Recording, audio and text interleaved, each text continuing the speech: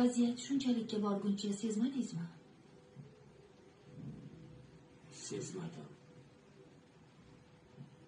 Ochliq bunaqa bo'lishini kutmaganim uchun o'zimni sezmaganga oldim. Men bunga ishonardim. Oliy ma'lumotli moliyachiman. Mana, ko'rdingizmi? Oliy ma'lumotli moliya xodimi bo'la turib, arzimas qarzlarni deb o'tgan ishlarni taqdiringiz va kelajagingizga tenglashtiryapsiz.